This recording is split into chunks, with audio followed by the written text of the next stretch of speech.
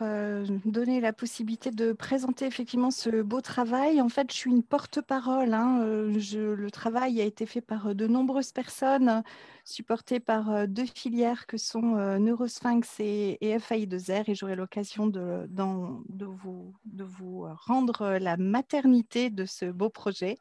Et donc, moi, je suis Cathy Lérena. Il se trouve que actuellement, je vous parle de Grenoble. C'est ça qui est chouette avec le distanciel, c'est qu'on peut s'imaginer qu'on est dans des endroits pas possibles.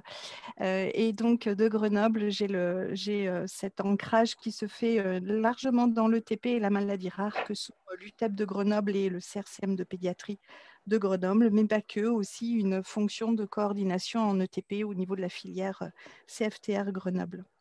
Muco, pas Grenoble, décidément. Je veux vraiment du Grenoble. Allez, du coup, je vais essayer de tenir le temps. Je vais essayer de ne pas vous endormir. Vous devez être en préprandial, donc je vais essayer de faire voilà, un peu animé. Et du coup, je vais lancer la première diapositive qui montre vraiment cette approche pluridisciplinaire, participative et relativement et même sûrement inédite dans le champ de l'éducation thérapeutique du patient. Et vous retrouverez donc les deux endroits, ou voire les trois, puisque je vais faire un peu de promotion quand même de ma part, hein, de ce guide des 5 dimensions de la transition dans le champ des maladies rares, ou comment aider les adolescents et sans eux et les jeunes adultes à développer leur pouvoir d'agir. Alors, un petit questionnement qu'un jour je me suis fait grâce à la mise en œuvre d'une journée ici, Maladies rares, et avec l'aide d'Isabelle Bocon-Gibaud du CREAC et Anne Panier d'FAI2R, où on s'était dit, ben, tiens, c'est quoi être adolescent quand on est atteint d'une maladie rare? Et en fait, on en est arrivé à un cumul de peines, hein. La peine d'être adolescent parce qu'il faut maturer, il faut grandir, on est dans la quête identitaire, et en plus de ça, il faut le faire avec une maladie chronique. Et cette maladie chronique, ben, elle fait irruption, on peut avoir mal, on a des symptômes, des traitements, des examens, un parcours qui est compliqué. Puis après arrive la peine suivante, subir le poids de l'hérédité, très forte sur certaines pathologies, dont la mucoviscidose. Pourquoi suis-je moi le seul et que derrière mes parents ont décidé d'arrêter les grossesses? Enfin, je ne sais pas s'ils le savent ou pas, mais en tous les cas, voilà, c'est le poids de l'hérédité est très fort. Se sentir pas comme les autres. Au niveau scolaire, là, on parle beaucoup du bac.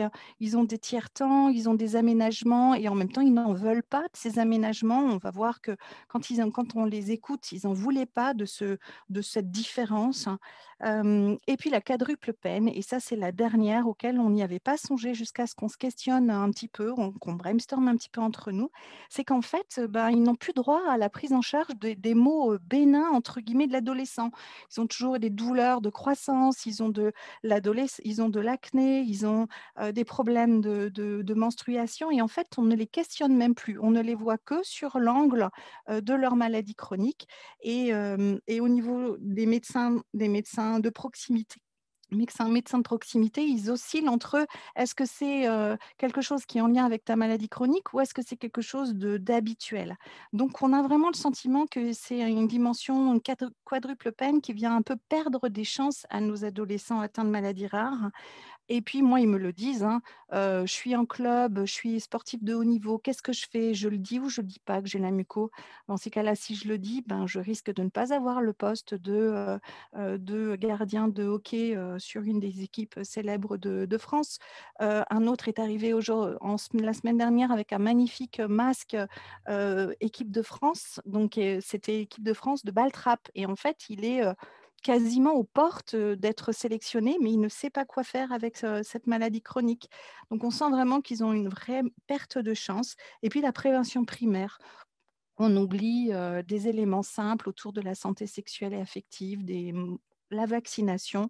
Donc, du coup, on est vraiment dans une dimension qui est super importante à clarifier, à mettre en place des principes généraux, un parcours de soins qui doit être hyper coordonné pour vraiment l'accompagner. Donc, du coup, il y a à la fois une préparation des soignants, des patients du côté pédiatrique et une prise de contact avec les soins adultes, à la fois un accompagnement de l'adolescent atteint de maladies rares avec à la fois son opinion et le respect de son développement psychosocial, la famille tout entière, la fratrie, les grands-parents, et cetera. Et puis, forte implication des médecins, traitants, des soignants de proximité. Donc ça, c'est un petit peu toutes les dimensions qu'on s'était dit, ben, est-ce que, comment faire pour ne rien, rien laisser sur le bout, sur le côté? Et du coup, dans ce contexte-là, par rapport aux maladies rares, hein, une thématique, s'est dégagée. Elle s'est dégagée à l'issue d'un travail qu'avait fait le groupe, Neurosphinx, avec un état des lieux sur la transition dans le champ de la maladie rare en France.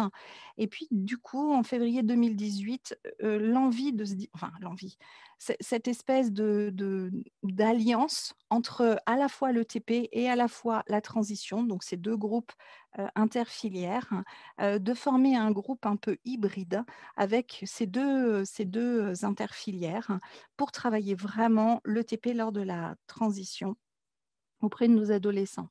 Alors l'objectif initial, c'était d'élaborer un référentiel de compétences transversales, de façon à ce que toute filière puisse l'implémenter. Le but, c'était ben, de vraiment mettre en évidence des choses transversales. On se rend bien compte que ce soit dans le champ de la filière déficience, on n'est pas tout à fait dans les mêmes compétences que la filière que je connais bien muco ou FAI2R, etc. Mais n'empêche que est-ce qu'il existe un socle? Et en fait, le but, c'était de le mettre en évidence et je pense qu'on y a réussi. Et puis, on s'était dit: «Bah, aller sur très large, finalement, dépassons aussi le simple cadre de l'ETP et accompagnant, les équipes pour un peu, injecter, toute cette dimension que je viens de vous dire autour de la transition dans leurs, différentes pratiques de soins».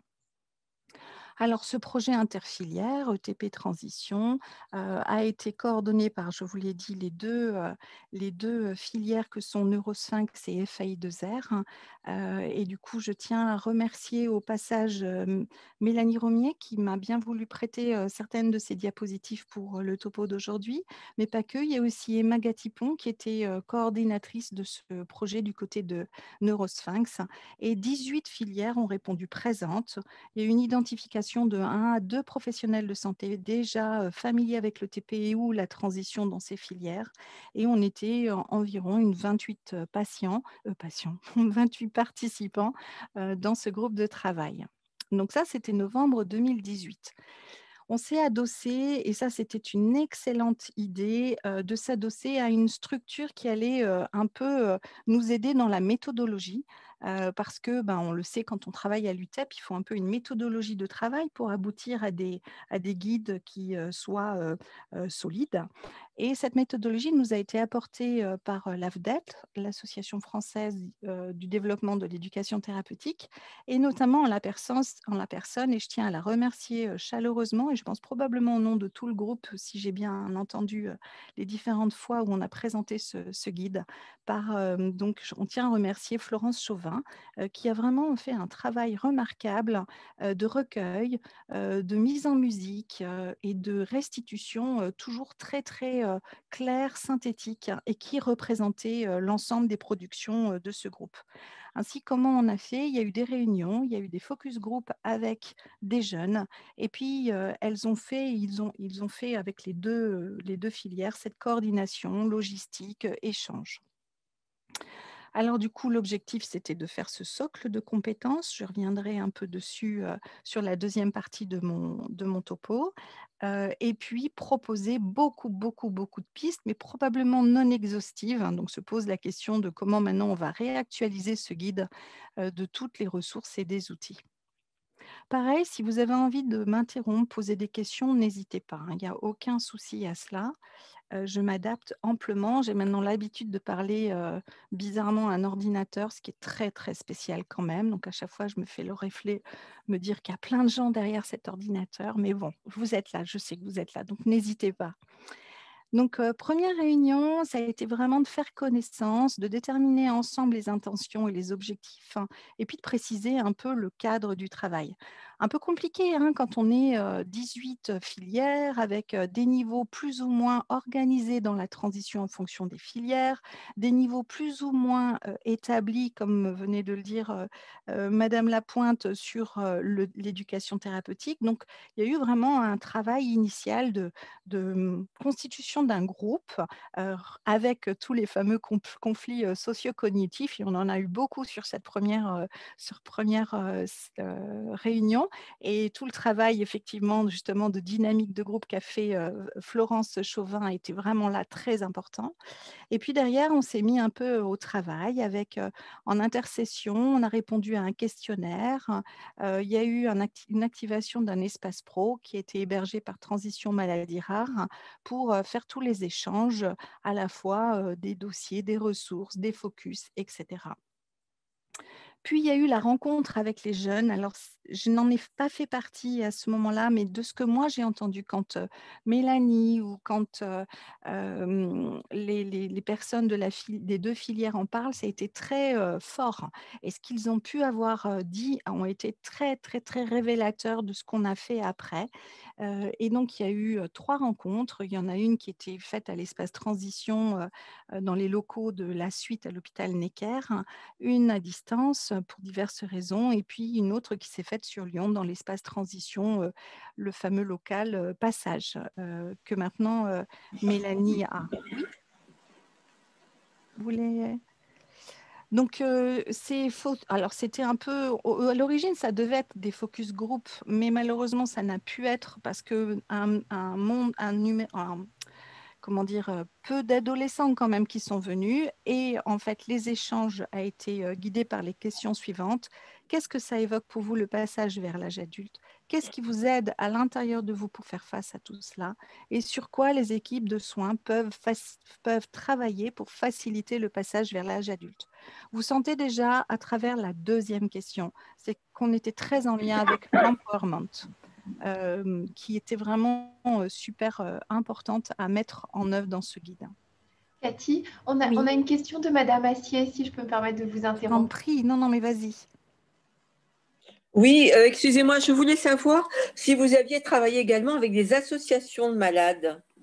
Alors, non, je peux clairement vous répondre que non, car l'objectif a été là de cibler vraiment l'adolescent et de questionner l'adolescent. Et c'est vrai qu'on aurait pu se dire adolescent inclus dans une association de patients, mais en aucun cas, ça nous est venu à l'idée au moment de la conception. J'espère avoir répondu à votre question. Oui, je vous remercie. Je vous en prie. Après, il y a eu une deuxième réunion de ce groupe de travail en présentiel où on a revu et on a discuté ces fameux résultats de rencontres avec les jeunes. On en a dégagé des thèmes qui vont devenir ces fameuses 5 dimensions. Et puis, on a approfondi un petit peu pour que vraiment, on s'y répartit en sous-groupes, que les 5 thèmes puissent être vraiment homogènes, en se disant, ben, pour tel thème, quelles seraient les compétences à travailler avec les jeunes, comment s'y prendre dans le soin pour soutenir ces compétences et quelles actions éducatives à proposer. On est revenu, enfin ça c'était plutôt le travail de la coordination nationale de ce groupe interfilière. Ils sont revenus vers les jeunes pour proposer ce que l'on en avait fait de leur matériel, de leur verbatim, et pour savoir s'ils ont trouvé que c'était fidèle à leurs propos et s'il fallait qu'on modifie. Et puis on a avancé dans ce fameux document de travail que je vais vous présenter, avec toujours un travail en intercession assez important, surtout de la part de la coordination et de l'AFDET, avec une recherche bibliographique qui a permis d'essayer d'avoir vraiment une pédagothèque la plus importante possible, avec tous ces thèmes que peuvent être l'empowerment, que peut être l'accessibilité universelle, la pérédance, les patients ressources, les organisations transversales dans les soins, le bien-être dans le champ de la maladie chronique. Donc, on ne s'est pas vraiment cantonné que à la problématique de l'adolescence et de cette transition, mais on a essayé d'être le plus large possible dans toutes les dimensions psychosociales. Il y a eu des relectures des transmissions et pour finir, on a finalisé avec un document pour lequel on s'est un peu questionné. Comment on fait la diffusion? Quelles sont les pistes pour sa mise en forme? comment on fait l'actualisation. Et pour l'instant, ce point 3, il est encore en suspens, ainsi que le plan 4, puisqu'on on a maintenant ce fameux guide qui s'appelle donc les 5 dimensions de la transition dans le champ des maladies rares, hein, qui est largement diffusé, on l'espère, au sein de toutes vos filières, hein. Un format numérique facilement téléchargeable. Si j'ai un petit peu de temps, si je ne dépasse pas trop, j'ouvrirai juste le PDF pour vous montrer comme il est fluide et comme il est facile de naviguer à l'intérieur. Et puis, au-delà, on s'était dit, ben, il faut aller un peu aller vers le proposer le plus largement possible, voire dans la presse médicale. Enfin voilà, des ouvertures au niveau de ce travail, car je reprends les propos de Madame Lapointe, qui est de diffuser, de partager. Je crois que c'est vraiment le leitmotiv, c'est vraiment de partage. Alors, à titre indicatif, histoire de se faire un petit peu de pub au passage, hein, non, je plaisante, mais bon. Donc voilà, il est sur le bandeau qui défile au sein du groupe éducation thérapeutique dans la mucoviscidose, qui est le GTM, sur leur site, hein, sur le site. Et vous avez d'ailleurs la possibilité d'aller regarder tous les outils qui sont référencés dans le champ de la mucoviscidose sur ce site. Alors, quelles sont ces 5 dimensions? Alors, il y en a eu, donc ça a été des verbatim, un tri, et il s'est dégagé la dimension de comment poursuivre son suivi en monde adulte, comment s'occuper de soi et prendre soin de soi ou de moi, comment gérer soi-même les contraintes de la vie quotidienne, comment faire des choix, donc toujours dans cette dimension de empowerment, il faut que je fasse des choix, et puis comment avoir confiance en soi, être soi. Donc on l'a représenté un peu sous cette forme, avec, vous avez vu, dans chaque élément, s'occuper de soi sera décliné, connaître sa maladie, gérer ses maladies sans suivi, assez classique, prendre soin de sa santé, on rentre déjà dans d'autres dimensions de la santé globale, trouver des choses qui font du bien, dans gérer soi-même les contraintes de la vie quotidienne en lien avec la maladie, en lien avec le quotidien, et gérer le stress qui apparaît. Avoir confiance en soi, être soi, faire un travail sur soi, développer sa confiance en soi, faire face au regard des autres. Vous voyez, on rejoint finalement notre petit brainstorming qu'on s'était fait à l'origine avec nos quadruples peines. Et puis, comment faire des choix, comment construire son propre projet de vie. J'ai plus la main. Bon. Ça défile ou pas pour vous? Ouais, j'ai une coupure de faisceau, je pense. Oui, Allô, la Terre, ici, la Lune! on est toujours sur la présentation des 5 dimensions. Mais je ne sais pas si vous aviez changé de diapo, Cathy. Non, pas du tout, j'essaye, mais j'ai plus la main, figurez-vous. Ah, Ah ouais, non, mais c'est des choses qui arrivent, je commence à en avoir l'habitude. Je me suis fait mon truc anti-stress. Voilà, je me fais un coup d'anti-stress. Ça, c'est fait. Je vais peut-être revenir. Qu'est-ce qui se passe? Tac. Hop, je reviens à la mosaïque et puis je vais repartir sur un partage. est-ce que vous êtes d'accord pour qu'en attendant, on prenne une question de Madame Ah Assier? bah, volontiers, c'est bien proposé. On vous écoute, Madame Assier.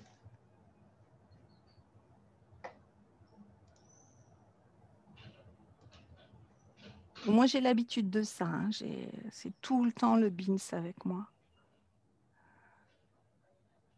Alors, par Alors, contre, Madame j'entends Assier, je pas vous la ai question. proposé de réactiver votre micro, mais sinon, je peux poser la question pour vous. Hum, Madame Assier nous dit qu'elle a participé à 2 sessions patients-médecins dans hum, une faculté de médecine à Paris. Et elle a transmis ce document très intéressant à tous les organisateurs, car au-delà des maladies rares, cela concerne toutes les maladies chroniques. hum. C'est une base de travail indispensable pour les ETP transition, dont on parle très peu, en effet, hélas. Voilà, Merci c'est un beaucoup pour commentaire en ce fait. commentaire. C'est vrai qu'effectivement, on peut l'utiliser dans tous les champs des maladies chroniques, quelles qu'elles soient, on est d'accord. Merci en tous cas pour ce retour, ça fait chaud au cœur. Donc, du coup, on a un peu travaillé les compétences, les pistes d'accompagnement et les ressources. Alors, par exemple, Là, on est dans l'onglet «Poursuivre son suivi en monde adulte». On a les verbatims qu'ont pu avoir dit en illustration les adolescents, histoire d'apporter du poids à ce qui est décliné en dessous. On perd nos repères, on n'a plus trop de repères. Dans un service pédiatrique, il faut obligatoirement quasiment un parent, alors que dans un service adulte, l'adulte se présente seul. Il y va tout seul à son rendez-vous. Et en dessous, on a deux colonnes, ce qui peut être travaillé avec les jeunes, comme ça, en consultation, comprendre les différences entre le suivi des adultes et le suivi en pédiatrie, faire face à la perte de repères sans construire des nouveaux, se préparer à se séparer. Je crois qu'il y a des gens de mon équipe, elles doivent rigoler parce que moi, j'ai du mal à me préparer à la séparation. Donc, elles me mettent toujours des petits mots en disant, là, c'est l'avant, avant, avant-dernière fois que tu le vois. Là, c'est avant, avant, avant-dernière fois. Et là, c'est avant-dernière fois. Et là, c'est la dernière fois, Cathy. Donc, il faut vraiment se préparer à se séparer de l'équipe pédiatrique, tant au niveau de l'équipe qu'au niveau des ados. Trouver sa place dans la relation avec les soignants, la reconfigurer. Et à côté, je ne vais pas tous les lire, arrivent des petites activités éducatives. Par exemple, il y a eu dans des séances du programme Transition, l'utilisation du photo-expression ou l'utilisation de blasons ou de collage-expression pour raconter son histoire en pédiatrie, exprimer son ressenti lors d'un changement, par exemple en utilisant la mallette transversale de FI2R, découvrir des services pour les adultes. Il y a eu des équipes qui ont fait des découvertes des lieux avec des prises de photos. Il y en a d'autres qui accompagnent, qui font visiter avant le passage chez les adultes le service qui va le recevoir et qui présente, et ainsi de suite. Ensuite, on peut aller encore plus loin dans cet accompagnement dans le soin. On peut vraiment essayer de mettre en place un certain nombre d'éléments qui vont permettre un cran au-dessus, gagner comment dire, en empowerment, c'est-à-dire vraiment, là, c'est toujours pour le jeune. Savoir parler avec le jeune de la fin du suivi en pédiatrique assez tôt, en fonction de sa maturité, pour pouvoir un peu rentrer dans ce parcours. Il est vrai que, par exemple, moi, dès l'âge des premiers signes de la puberté, on amorce tout un travail autour de ce qui est l'adolescent, de la préadolescence, qui commence très tôt à l'heure actuelle. 10 ans, on commence à avoir des signes qui montrent que l'individualisation, la fameuse théorie de l'attachement-séparation par rapport aux parents est en train de se mettre en œuvre. Donc, il faut profiter de ce moment-là. Donc, vous avez comme ça plein de petits éléments qui peuvent vous aider, vous les soignants, à accompagner encore mieux dans le soin. Et puis, on a les recommandations, on a toute une page autour des tutoriels, des mallettes, et à chaque fois un lien, et je l'ai encore essayé pour la préparation de ce topo, des liens qui sont actifs et qui vous envoient vers toute la pédagothèque nécessaire à cela. S'occuper de soi, prendre soin de soi, donc j'en ai déjà parlé, gérer les traitements, etc. Et puis, des ados qui nous ont dit, moi je suis alors il s'appelait Ryan, enfin non, il s'appelait pas Ryan, on l'a transformé, c'est pas grave, je suis un Ryanologue, je suis vraiment, comment dire, spécialiste de moi. Et c'était vraiment, je m'occupe de Ryan. Donc on sent vraiment qu'ils ont des compétences, qu'ils savent et qui veulent qu'une seule chose, c'est de la mettre en œuvre et leur donner toute la place dans leur quotidien. Du coup, on a créé des conditions favorables pour permettre aux jeunes d'aborder les questions qui les préoccupent, ouvrir la porte auparavant. On se rend compte que la sexualité, ce n'est pas quelque chose qu'on peut amener comme ça en disant « Tiens, aujourd'hui, on parle sexualité ». Donc, il faut en amorcer cette discussion. Si un jour tu te sens prêt ou si tu as envie, n'hésite surtout pas. On a l'habitude, c'est des choses auxquelles on est présent. Et puis, du coup, il faut absolument téléphoner une jeune fille loin qui avait une question autour de cela et être disponible au moment où il le souhaite. Donc, il faut vraiment lancer plein de choses très tôt pour qu'à fur et à mesure, cela prenne sens pour eux. Du coup, par exemple, la question de la fatigue, le sommeil, on s'est aperçu que L'adolescent, on les trouve fatigués. Ben, en fait, c'est pas enfin une soi. Si on questionne un adulte qui vous dit: «Je suis fatigué», tout le monde va dire, les soignants vont dire: «Ah mais comment on peut vous aider? Qu'est-ce que vous avez envie de mettre en œuvre?» L'ergothérapie, on va aller appeler l'ergo et cetera. Alors que nous, nos ados, on va dire: «Ah ben oui, c'est normal, tu es adolescent». Ben non, c'est pas normal d'être fatigué. Donc le sommeil, on ne le questionne jamais. Donc vous avez plein de pistes comme ça pour ouvrir des portes. L'idée, c'est vraiment d'ouvrir des portes. Et puis derrière, des outils, que ce soit au niveau de la transition, des checklists, des frises chronologiques. L'outil Comet que vraiment je vous recommande chaudement, qui est vraiment un outil qui travaille complètement toutes ces compétences, qui s'appellent les compétences psychosociales. Là, en aucun cas, on a développé jusqu'à présent, depuis le début de mon topo, je ne vous ai jamais dit qu'on a sorti de quoi s'injecter, de quoi s'auto-surveiller, de quoi non, non, on est vraiment dans de la compétence, qui relève du champ, psychosocial et vous pouvez vous adosser sur des superbes outils comme ce Comet, que vous pouvez même télécharger et plastifier ou acheter directement, je crois que c'est le sud qui l'a fait, mais je ne sais plus quel sud, ouest, est, mais bon, peut-être d'autres pourront le dire, et voilà. Et enfin, gérer soi-même les contraintes de la vie, donc ça aussi, c'était, quelque chose de très important, sur lequel, ils ont vraiment dit des choses. Ils ont dit, «Quand on va dans un service adulte, on est moins chouchouté, on est un peu mis à l'écart et c'est plus compliqué parce qu'on doit prendre toutes nos responsabilités. C'est à nous de prendre nos rendez-vous, de faire les démarches», des choses que vous avez déjà entendues, hein. Et du coup, on s'est dit: «Comment on travaille cela?» Donc on les a listés, ces axes, gérer les contraintes organisationnelles et administratives. J'ai adoré, monsieur, Jacquemet qui parlait, de, l'environnement stressant. Et ben, typiquement, nous, on est l'hôpital encore plus stressant pour nos adolescents qui doivent aller, qui des fois ne connaissent même pas la structure même de la sécurité sociale. Je j'en suis et du coup, il faut vraiment aller dans ce champ-là, prise de rendez-vous, transport, démarches et cetera. Gérer les contraintes au quotidien, le ménage, les courses, le repas. Souvent, ben, ça coïncide avec les Parcoursup et puis changement d'établissement, madame Lapointe faisait référence à cette jeune fille qui est partie à Bordeaux.